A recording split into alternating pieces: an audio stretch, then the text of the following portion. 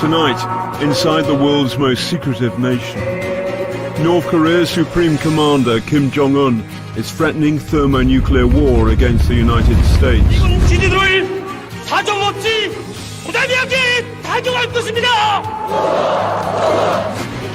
With tensions escalating, Panorama spends 8 days undercover inside the most rigidly controlled nation on earth. So, welcome to the real North Korea. A landscape bleak beyond words, and a regime apparently marching towards Armageddon. 이제 도발자들은 임의의 순간에 거북의 불벼락을 면치 못할 것이다. But is this talk of war for real? Or a regime afraid for its own survival, playing a shadow game? We may see a thermonuclear war. I'm sure it's not the North Koreans' plan to unleash that kind of a thing. But it might come to that as a result of a disastrous miscalculation.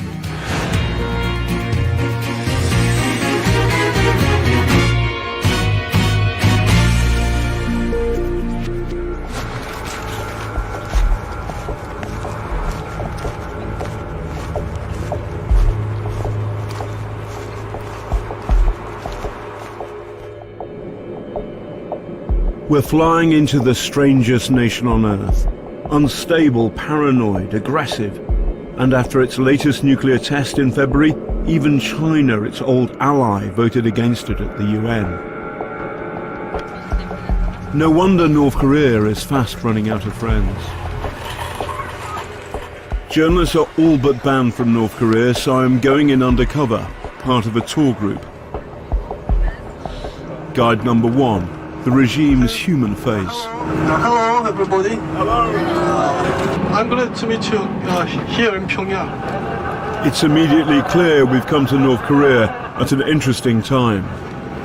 At the moment, the situation is very tense, as you know. Nobody knows when the war will provoke, but anyhow, we'll be safe in our country. You know, our boss has the mark, the Korean International Travel Company, so the Americans won't strike our boss. Our guide number 2 says hello. So, good afternoon, everybody. So, I'm a guide from KITC.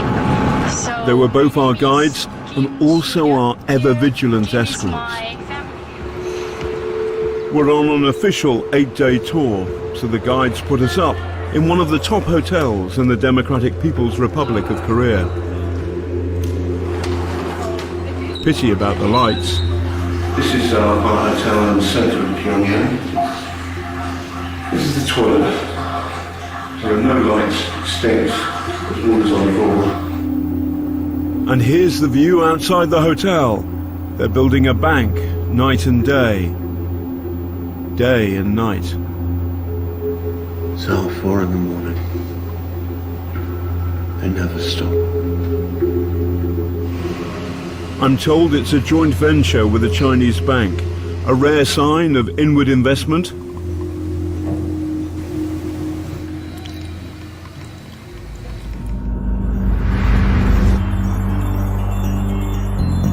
First stop, this is tourism Stalin style.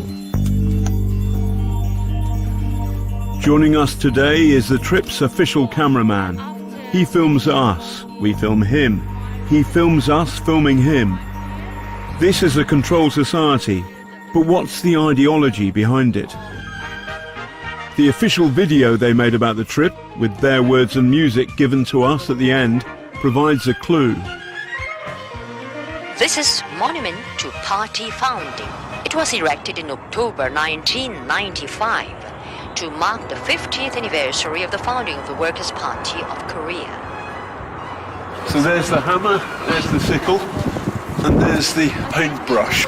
Workers by hand and by brain. It feels like symbols of an old religion. The main square. Many see North Korea as a communist state.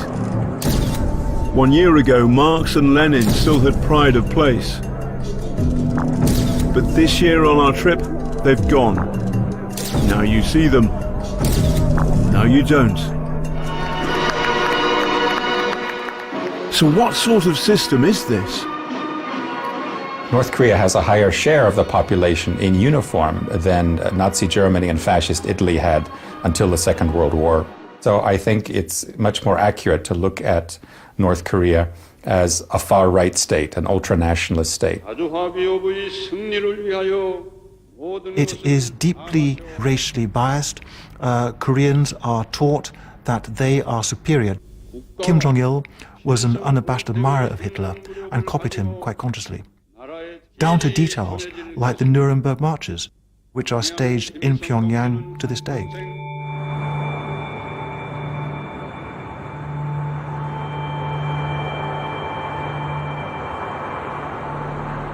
At the mausoleum, tourists are banned from taking cameras in. Kim Il-sung has been dead these past 19 years, but he still calls the shots. As far as I know, it's the only nation in the world ruled by a dead man.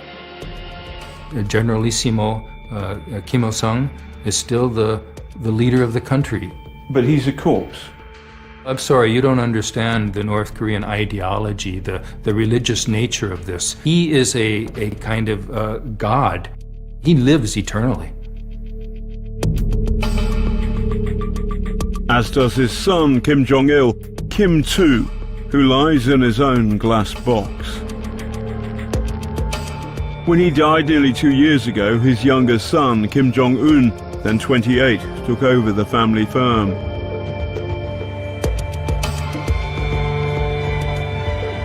Kim III, who was schooled in Switzerland, became a general at 27 and has linked his star firmly to the military. So North Korea's ultra-nationalist, militaristic, and its leaders are gods. A worrying combination. In North Korea, if you say the wrong thing, you will die. You will be sent to a political prison camp. Even if one knows, sees or hears something, one must pretend to be ignorant. Disagreement isn't an option. Disagreement means death.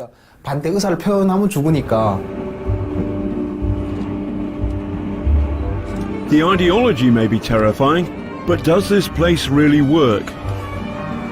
At this bottling plant, on the production line, no production today.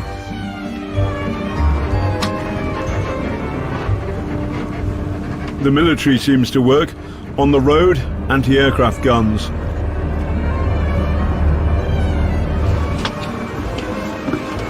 Next, time to pay homage to Kim I.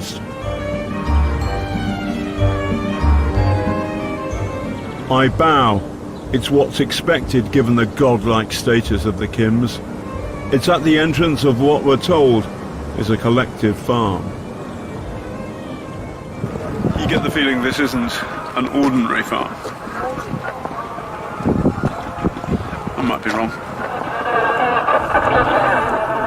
So where are the crops, the fields, the animals?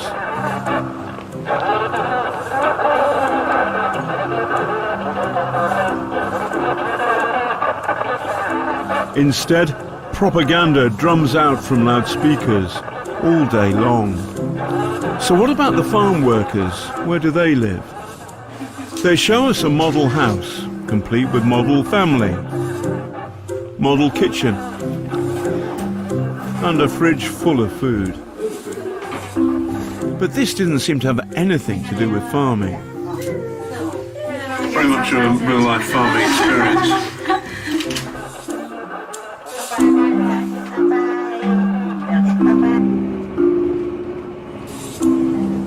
Off to a spa hotel set aside for the regime's worthies and foreigners like us.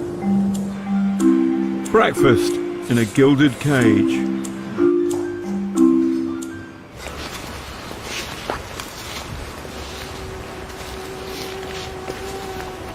We sneak out of our spa hotel.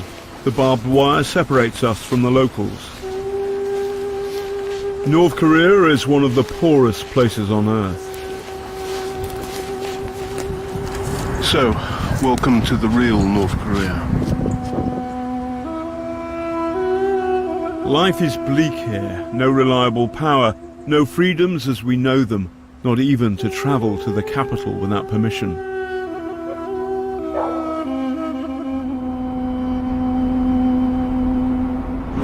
Please don't take photos. The more we see, the worse it gets. Our tour guides are anxious for us not to capture the poverty. No photos, no photos. Here, a woman washes clothes in an icy river. People scavenging in mud. And if this is a market, there wasn't much on sale. No smoke from this chimney. It looks as though it's been idle for some time.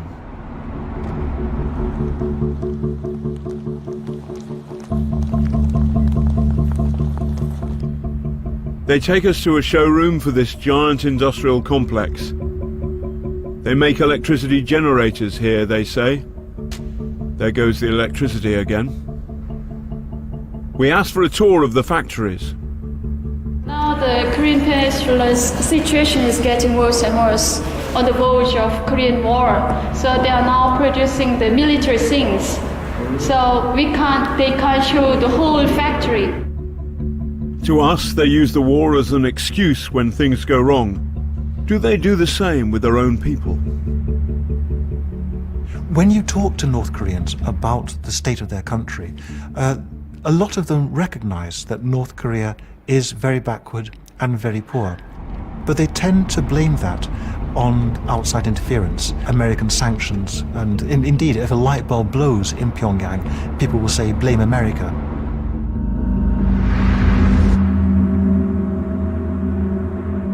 Day 4. It's good morning, Pyongyang. Until we switch on the TV news. 조선인민군 최고 사령부는 지금 이 시각부터 미국 본토와 하와이, 감도를 비롯한 태평양군 작전 전구안의 미제 침략군 기지들과 남조선과 그 주변 지역의 모든 적 대상물들을 타격하게 된. That very morning we cross into the DMZ, the demilitarized zone, where North Korea stops and South Korea starts. 포병 부대들을 포함한 모든 야전 포병군 집단들을 1호 전투 군무 태세에 진입시키게 된다. It's the most dangerous place on earth, some say.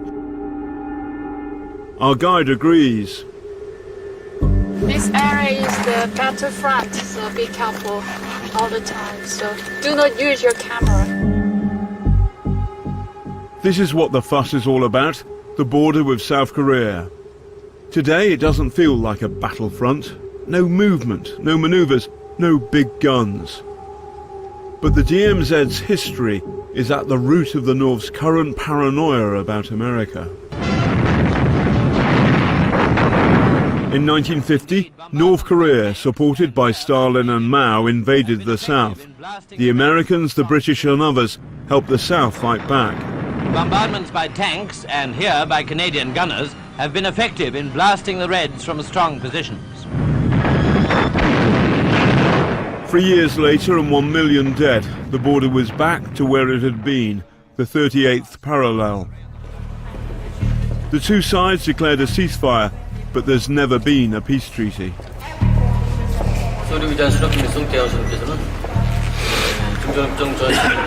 세계에서 처음으로 미제를 탑승한 위대한 승리라고 하시면서 저희 지금 있고 의미 있게 하게 됐습니다. Here, who started the war still matters. I ask if it might have been the North. That's not true. It's not true. It's not true. But is there going to be another one? In Britain we're less afraid because we're further away. Something gets lost in translation.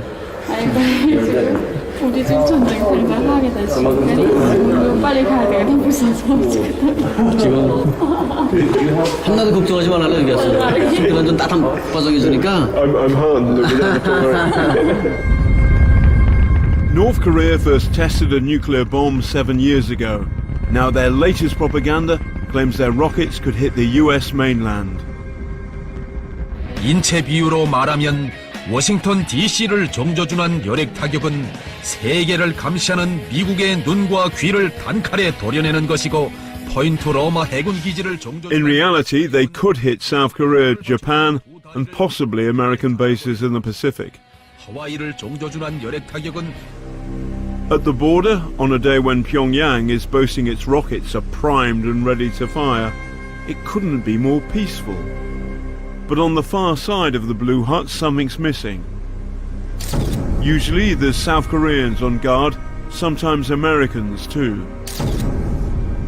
Today, it's eerily quiet. At the moment, this is a war of words, but will there be a shooting war? 전쟁이 일어나는 감방하는 거는 이후 들은 자체 정치하는 따라서 대전주의 정책을 보려는가 침략 경쟁의 수를 좀 중지하는가 따라서. But for now, they're relaxed enough for tourist snaps.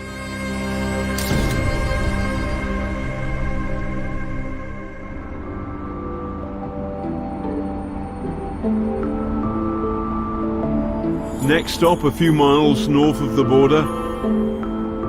It's that man again. Kim I's cult of personality is everywhere, reforming people's thoughts. It certainly would appear that the North Koreans are brainwashed. When you talk to North Koreans, you can have a normal conversation and think I'm really dealing with a human being, and then all of a sudden they go into this robotic-like recitation of North Korean policy, and you want to shake them and say, come on, get real. But there are signs that the regime's icy grip on information is beginning to crack. This is the strangest thing. Here's an iPhone, and you can pick up a signal from the south, which is only a few kilometers away. If I can do this, so can a North Korean. The country now has 1 million mobile phones, officially blocked from international calls, but all this makes it harder to keep people brainwashed.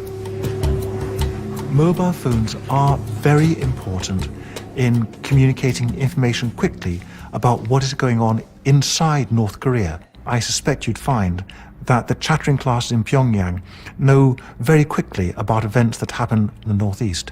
This is quite a big change.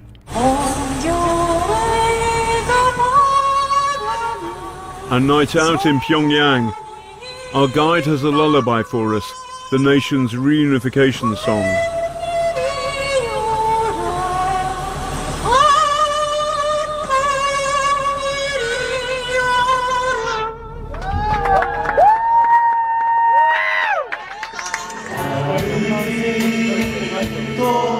As the regime talks up thermonuclear war, our other guide sets out the Sinatra doctrine. Back at the hotel, the power's off again. Now you don't see the lights, now you do.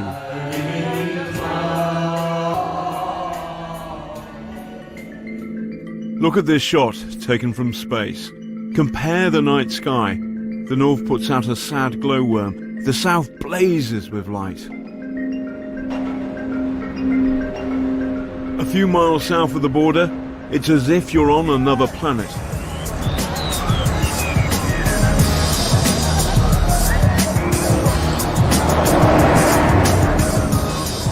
Welcome to South Korea. As you can see, it's just like North Korea. Well, it might be a bit different.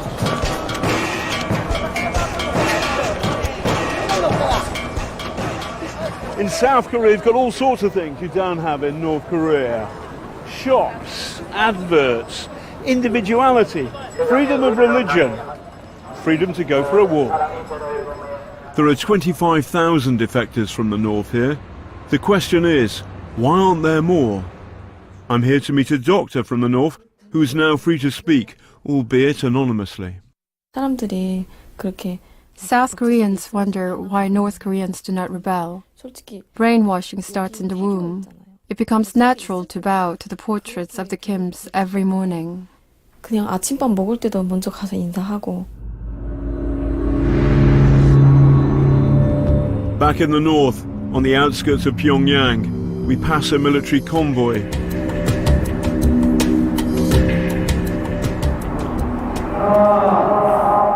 And in town, they're testing the public address system. Something's going on. We've seen loads more soldiers in town today. They're very difficult to film, but you can feel the tension rising. The problem is, it's impossible for us to ask. What's really happening? We don't know. Instead, there's a trip to the People's Library. I asked for one particular book. 1984 is the name of the title. Or any English book. George Orwell predicted a world where the threat of constant war kept the masses subdued. No 1984, but they have got Discovering Food and Nutrition.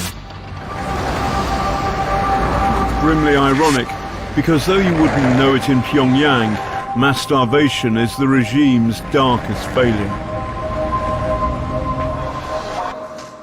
In the 1990s, North Korea lost its old mentor, the Soviet Union. The economy collapsed. It suffered one of the worst famines in modern times. Maybe 1 million died, maybe more. But images like these would never be shown in North Korea. This man escaped 7 years ago. Back then, Ji Seong-ho was starving. While stealing coal from a train to sell for food, he fell under the train's wheels and lost a leg and a hand.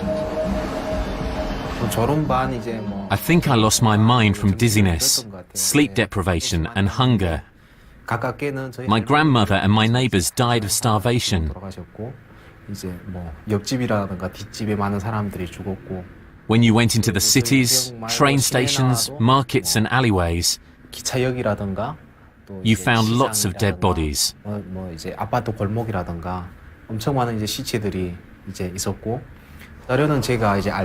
do not know the exact number, but countless people died. Countless. Officially, the famine was downplayed, but malnutrition continues. 2 years ago, the UN estimated that 6 million people, a quarter of the population, needed urgent food aid. We're on the road again, heading over the mountains east. Due north of here is something our guides would never ever show us: the North Korean Gulag. These shocking images appear to speak to life and death inside the regime's concentration camps. Panorama has tracked down a defector brave enough to go on camera to tell his story. Young Gwang-il was a prisoner in Camp 15. How did they bury the dead in the winter when the ground is cold? No, we don't bury them. We leave the dead bodies in a warehouse till April. We bury them in April. When we go to bury them, they're already rotten and totally decomposed. So they're shoveled like rubbish and buried. How many bodies in one hole in the ground? Up to 70 to 80 people. Has the new leader acted to close down the Gulag? Far from it. Defectors say the camps are getting bigger, not smaller. Day 7. We've been taken out of the city. In Pyongyang, they stage a military parade. The regime is shaking its fist at the world. For us, a ride on the metro. No ads, and it just so happens to be the deepest in the world. Handy if the war ever did go nuclear. This is the first moment we bump into ordinary North Koreans. Even in the tube, the regime's wall of sound never lets up. There are times when it feels like we're inside a doomsday cult.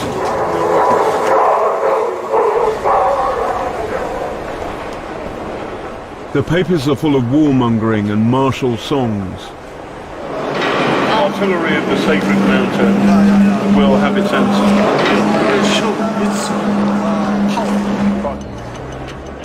But the military first policy has a price.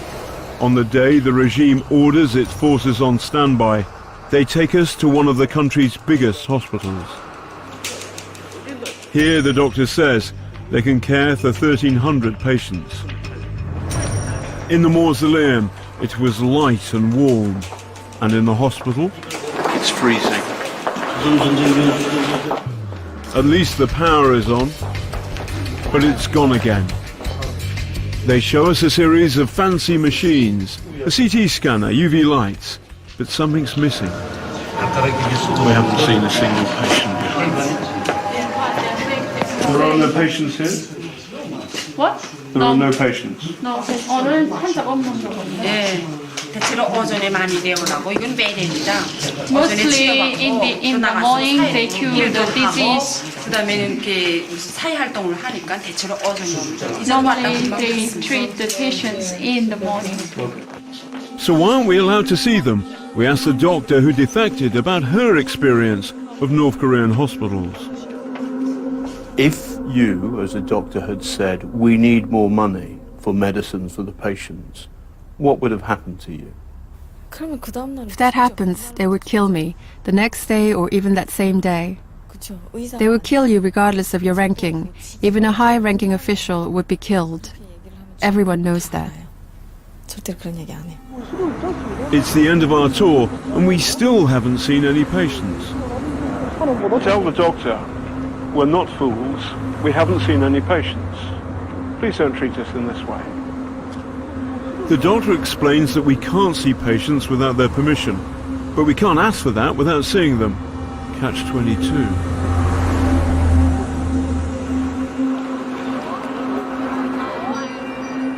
Then they take us for a treat. And who should I bump into in the stalls? What feels like the entire North Korean officer corps. Top billing at the circus. Soaring above the trapeze, a rocket. The officers go wild. Do they mean it? Or are they too putting on a show? The people are indoctrinated to believe that North Korea must exercise military power. When I lived there, we used to say it would be better for a war to break out so everyone can die together and see the end. But what if this High Wire Act, blaming foreign enemies for its own failures, goes wrong? North Korea is on a collision course with the United States and South Korea. We may see a thermonuclear war, but it wouldn't be because the North Koreans wanted it. But it might come to that as a result of a disastrous miscalculation.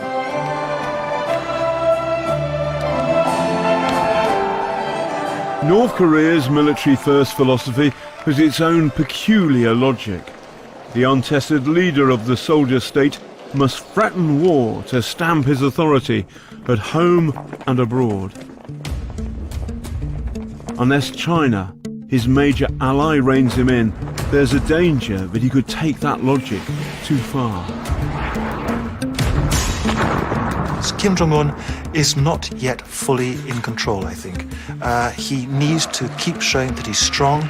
He wants to be the North Korean leader who forces the United States to come to the negotiating table on North Korean terms, to admit that North Korea is a nuclear weapon state, and preferably to give North Korea large amounts of aid.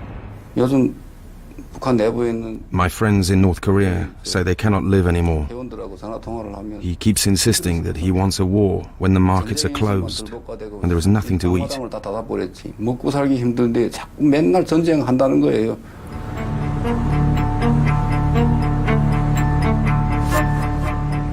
On the day we left, North Korea declared a state of war with its neighbour.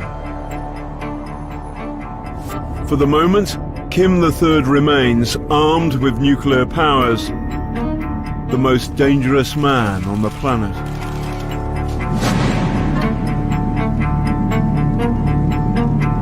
Next on BBC One goes straight to jail in a revealing new documentary series, The Prisoners.